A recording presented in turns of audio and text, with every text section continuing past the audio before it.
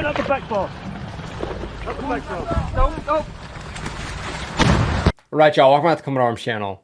Okay, today we're checking out some insane clips from the Ukraine war. Now, a lot of this is kind of just like random one-off clips. A lot of them don't really have context, and it's just a lot of stuff that I didn't really expect to see from, it's just like, I guess, modern conflict. A lot of the stuff is just wild. It's stuff that we just haven't seen before.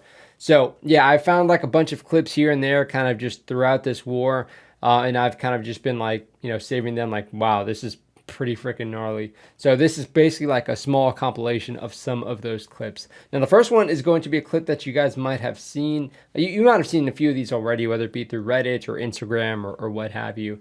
But this one is pretty wild. So this is a Russian pilot ejecting from their fighter. And I'm not sure if it had like mechanical issues or if it was actually hit by a Ukrainian missile, which kind of what the description is saying, but I've also heard otherwise. So yeah, let's go ahead and check this first one out. Again, like this perspective alone is pretty wild.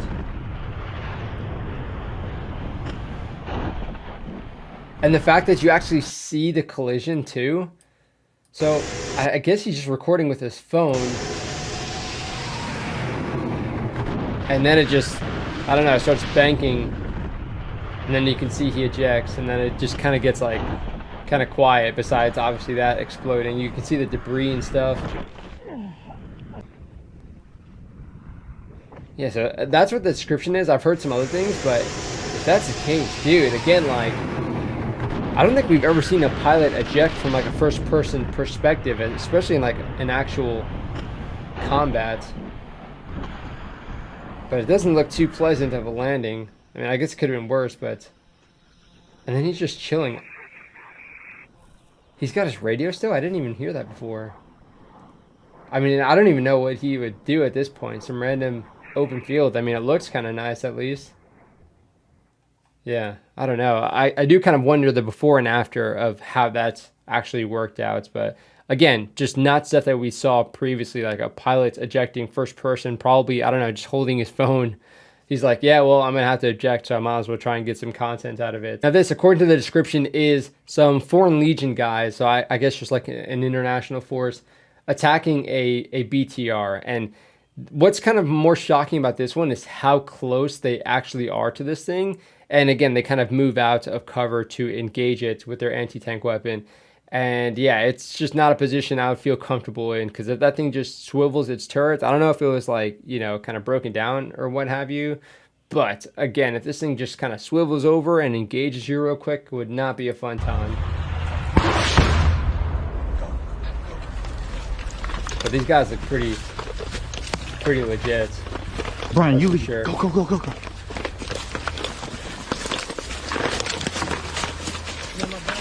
So they're just inside a tree line, pretty good concealment. Who's that? And then, oh my gosh, so they have a few anti-tank weapons. Go! Shoot it now!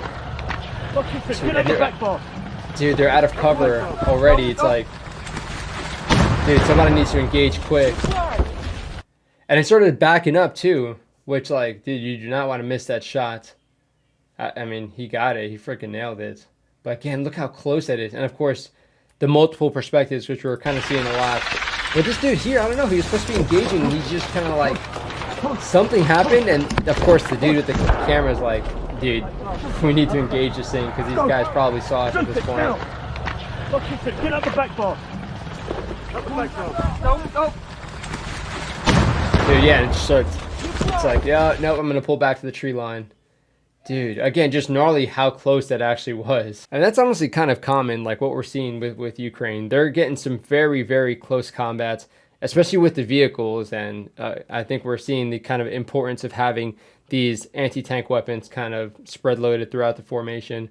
Now, this one is interesting. I don't really know the context at all. It's saying that there's a Russian soldier that got like confused and ended up just like running towards a Ukrainian trench. I don't know if he was giving up. It looks like that's kind of what he's doing because, I mean, he doesn't, from what I saw, he doesn't have a weapon and he kind of just looks like, yeah, I'm just gonna run behind this guy and chill. I don't know, it's just weird. Let's check it out. It doesn't have any audio, which is unfortunate. So this dude, pretty decked out rifle. He's engaging this dude. So he engages one, I think, and then this dude.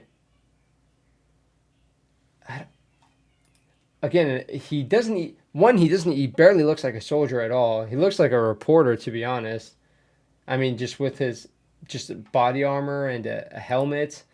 He doesn't have a weapon, and he's just like, I mean, he's putting his hands up. So I mean, of course, at this point, he knows this dude's definitely Ukrainian. But and then I don't know what happens after that.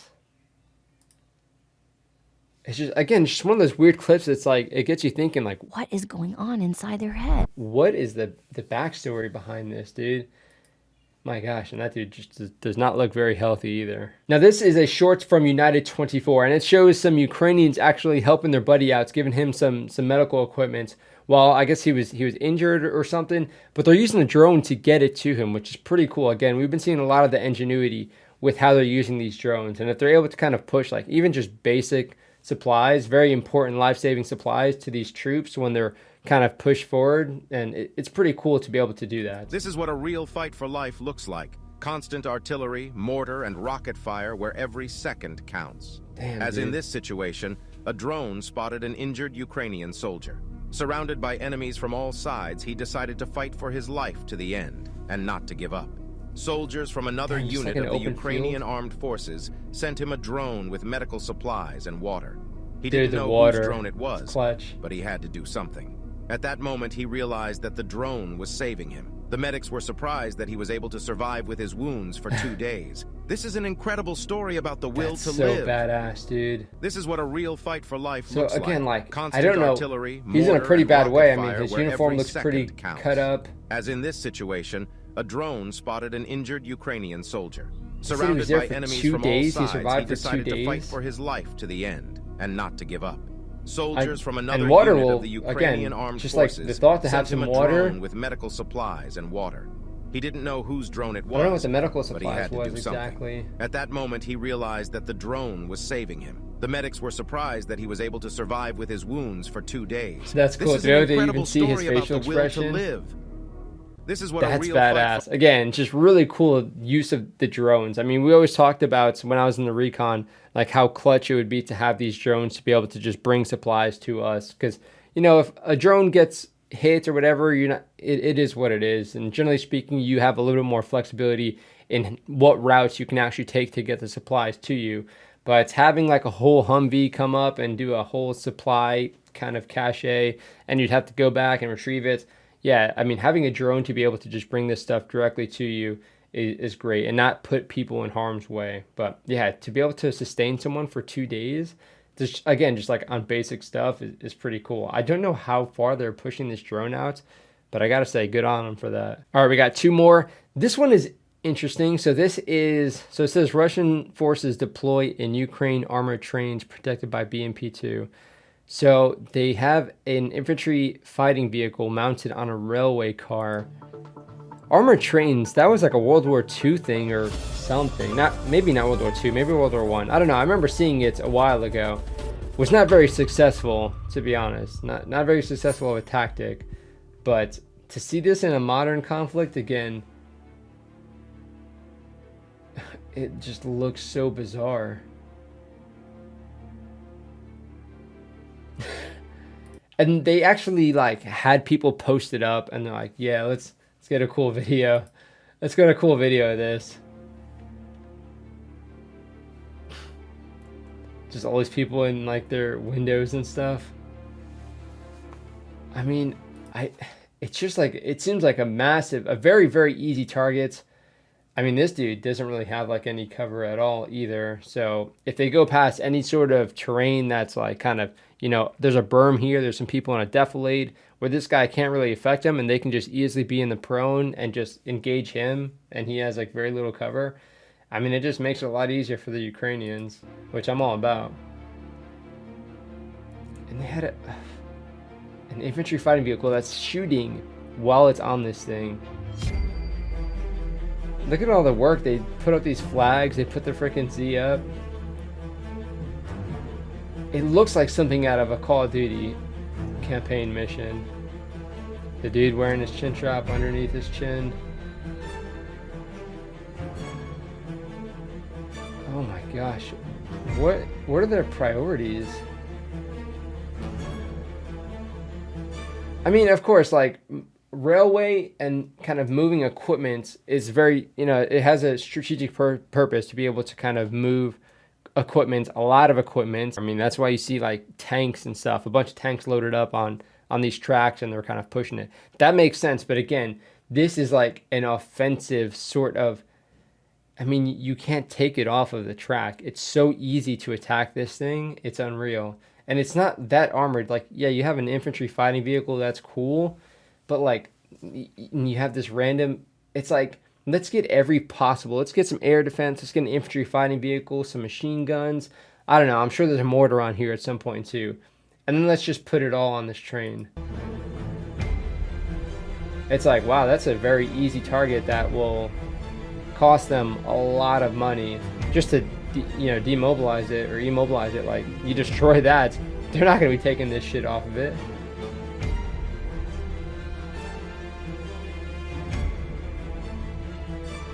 It's like they're just joyriding. Okay, dude, the SVD also not, the most accurate, especially this thing looks like it's seen better days. And then shooting it from an armored train, I mean, I don't know how effective you're going to be, if I'm being honest. It's so odd. I wonder how long they kept this thing operational.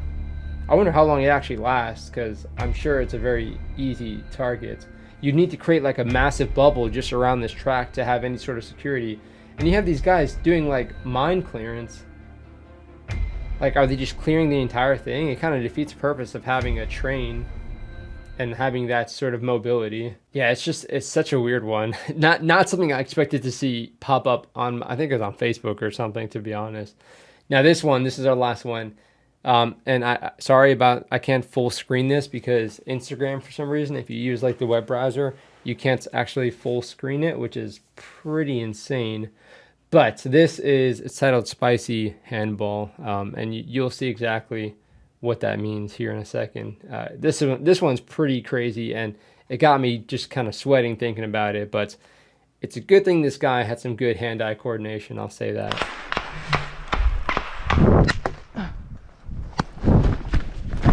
Твою маму! Прикинь, как я замутил! Yeah, you can hear it in his voice. He's like, "Ooh, man, that's a pucker factor right there."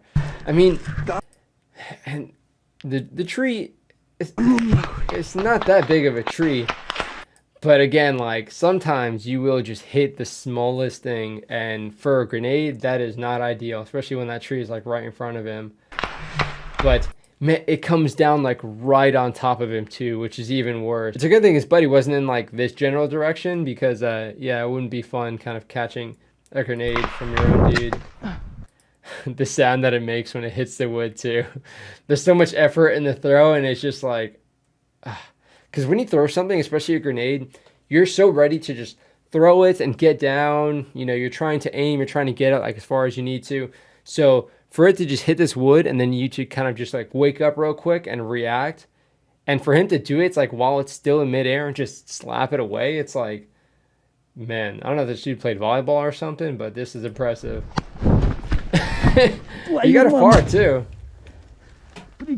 Jeez, and he did not have a whole lot of time on that fuse. Like, I don't know what the fuse is for the F1 grenades, but yeah, I mean, generally 3 to 5 seconds for like our M67s. Let's see what the fuse was for this.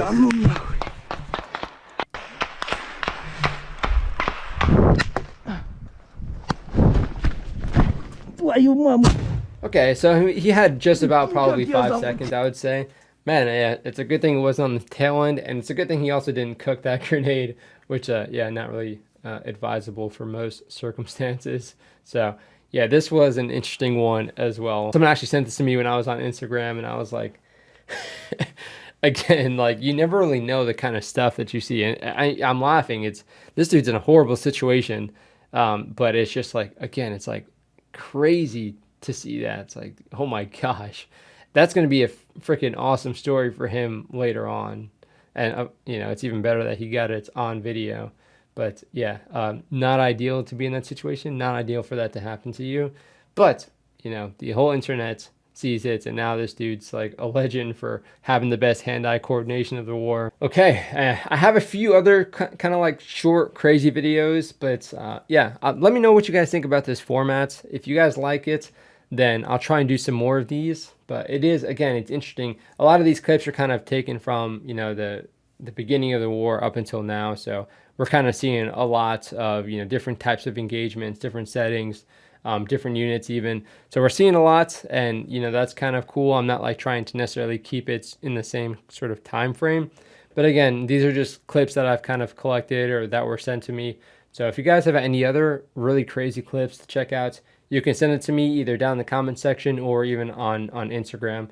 I'll check them out there. And I guess let me know what you guys think about the formats. If you guys have any background information for any of these, let me know, especially if like you have the names of anybody. It'd be badass to see if they have like an interview somewhere, because yeah, just seeing these Ukrainian fighters kind of reflecting on some of the stuff that they were a part of would be pretty cool to check out, kind of hear their story, get a little bit more of that context as well. But yeah, hopefully you guys enjoyed the video, but that is it for this one. I'll see you on the next one.